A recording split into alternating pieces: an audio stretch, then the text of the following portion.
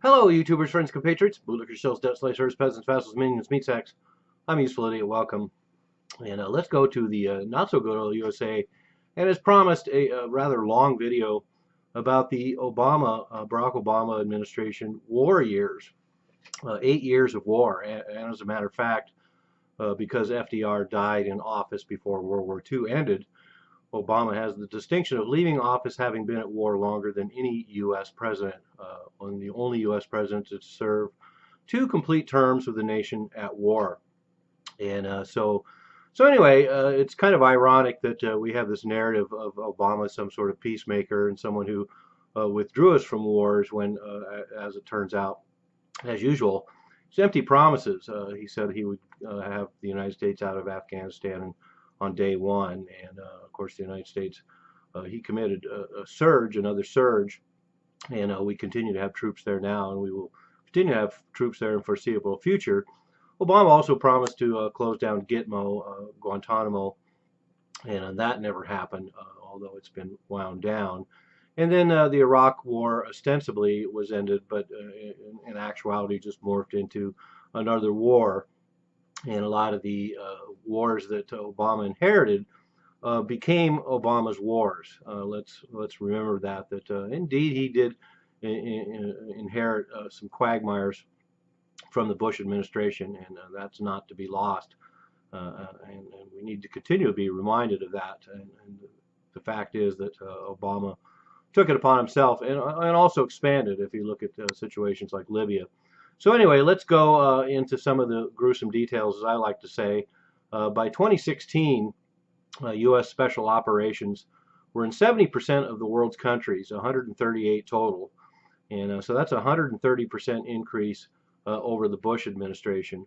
Let's keep that in mind, that figure in mind. We have U.S. Special Forces, and this is acknowledged by the U.S. military, 138 countries total. And also, Obama may have, on paper, looks like he wound down physical wars to a certain extent, but he had 10 times more drone strikes. So one of the things that makes the narrative about the Obama years as some sort of move away from wars is the fact that more covert operations, so there's more reliance on private armies and special operations, more reliance on covert operations, and 10 times more drone strikes. So we have quite a bit of war still going on. It just turned into different types of war. And like I say, during the campaign, of course, Obama said, quote, "I will end the war on day one," unquote. He will, quote, "finish the fight against Al-Qaeda and the Taliban," unquote, and would rely on diplomacy, not the military, and complained that the Iraq war was too expensive. But of course, all of this has gone out the window because now we have these ongoing wars that continue to cost a lot of money, but that's a topic I've covered in other videos. But like I say, 9 months into Obama administration, he got a Nobel Peace Prize, and then a few days later, he sent 30,000 more U.S. troops to Afghanistan, and then his acceptance speech for the Nobel Prize talked about the, quote, necessity of war, unquote. So kind of an irony there. And as has been reported after that, Oslo had second guessed the idea that they would give Obama the Nobel Peace Prize. And another figure that came out recently in the last days of the Obama administration that I quoted in another video, that in 2016 alone, the U.S. dropped 26,171 bombs, and in 2015 they dropped 20,000. So there's 40,000 bombs dropped by the peacemaker just in those last 2 years. And let's remember that I also did a video recently where the United States military admitted that their reporting of airstrikes and bombings is probably off by as much as half, and therefore we're talking about probably somewhere around 80,000 bombs dropped in the last 2 years of the Barack Obama administration. 12,000 in Syria, 12,000 in Iraq, 500 in Libya. Let's remember too that the war continues to go on in Libya, and it's just not in the headlines, but ongoing war there. Afghanistan, 1,337 bombs. Yemen, 34. So continuing hostilities going on in Yemen. Somalia, which has been bombed regularly for a couple of decades now, 14 bombs. So that's 3 bombs every hour, 24 hours a day. So that's sounds like a lot of war to me. Let's go through some of the theaters of war. A lot of the numbers are suspect, and one of the problems too, like I say, is reporting. But we also have no numbers for mercenaries, and so that makes these numbers more complicated. But let's go through some of these Obama wars. First of all, we have Pakistan, total killed under the Barack Obama administration, 1,500 to 3,500. And of those, dominantly killed by the Barack Obama administration, up to upwards of 3,000, 500 to 1,000 civilians. But the numbers, of course, have also been reported to be much higher than that, 90% civilians killed by these airstrikes and these drone strikes. And then we have this undeclared war that was going on under the Bush administration, which continued under 8 years of the Obama administration. Then in Afghanistan, since 2001, supposedly somewhere between 20 and 35,000 Taliban were killed, and granted that goes back all the way to the Bush administration as well. But in 2014, the Obama administration claimed to have killed 12,000 Taliban just in that 1 year. So once again, it's hard to say what numbers are correct, and how do you even get correct numbers from a place like Afghanistan. One number that was thrown around that was 2016 is that 923 children were killed in Afghanistan.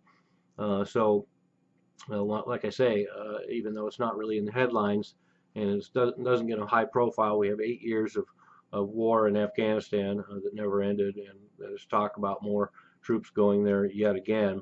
And the casualties continue to pile up to the point where the last several years have been some of the deadliest years in Afghanistan since the very beginning of the war over a decade ago. And then, of course, we have Iraq between 2006 and 2014, supposedly 14,000 insurgents killed, but other numbers have been thrown around like 19,000, 26,000, 35,000. Once again, when you look at all the parties involved in Iraq and then the rise of ISIS and all the mayhem unleashed there, how do you get any real numbers? All we know is that under 8 years of Barack Obama administration, the slaughter continues to go on in Iraq, and it has morphed into the Bush war that Barack Obama inherited and turned into this new quagmire with ISIS. And then we have Syria. Of course, Syria now upwards of somewhere 500,000, 600,000 people have been killed. That entire debacle in Syria has been on the Obama watch, and we've had an incredible array of failed policies in Syria that have continued to contribute to this slaughter, including arming all different kinds of elements there, and that's all on Obama's watch, and certainly the whole idea of undermining and destabilizing Syria is all on Obama's watch. And then we have Somalia. Somalia, the war in Somalia continues to go on. That's been going on since the much touted debacle in Black Hawk Down in Mogadishu so many years ago. Well, that war has continued to go on, and there's no government per se in Somalia, although recently an American citizen theoretically has become president of Somalia. But airstrikes continue to go on there. So that war has been going on for 8 years during the Obama administration. Then we have Yemen. Yemen, the United States, this has all been on Obama administration watch. The acceleration of U.S. support for the Saudi Arabia slaughter that's going on in Yemen, and also all the airstrikes that the United States has perpetrated in Yemen, and that's been going on for most of the Obama administration, 280 strikes in Yemen and Somalia. And then, of course, one of the big ones, Libya. People have such short memories, they don't remember the debacle in Libya. Once again, a stable country that really didn't really have anything to do with terrorism anymore. And then this fake Arab Spring that came to Libya was a destabilization effort by Western powers, and then became a NATO, supposedly a NATO operation, all under the Obama administration. And of course, the Benghazi incident and the killing of U.S. ambassador and all of that all happened on the watch of the Obama administration. And Libya now is a completely failed state with warring factions, and all of that unleashed by this intervention by the Barack Obama administration. And so that's one of the worst black marks of all of these. And then we also have the Ukraine. The entire situation in the Ukraine was handled fairly poorly by the Obama administration, and that war continues to go on. And the entire Ukraine situation has all been happening under the Obama administration, as far as the U.S. is concerned. So, that's another theater of war. And then the expansion all across Africa. We had AFRICOM created, the military command overlooking all of Africa, created and set up during the Bush administration. And in fact, Senator Obama had a fair amount to do with that. And now we have AFRICOM spread all over Africa. And I think that's about a 1,600% increase of U.S. military presence in Africa under the Obama administration. Ironically, a first U.S. black president. Now we have a vast military network in Africa, including Burkina Faso, Burundi, Cameroon, Democratic Republic of Congo, Djibouti, Kenya, Mali, Mauritania, Niger, Nigeria, Tanzania, Uganda, and Darfur. And in fact, once again, we have child soldiers being used in South Sudan, but those things are no longer an issue because it's not a boutique cause du jour right now. But so we have the U.S. spreading their presence all across Africa now. And then that's not to mention all the refugees that have been created in all of these zones. 3.2 million people displaced in Iraq since 2001. In places like Afghanistan, we still have 100,000 people displaced. So we have, and all the refugees, of course, the hot topic right now, all the refugees coming out of Syria.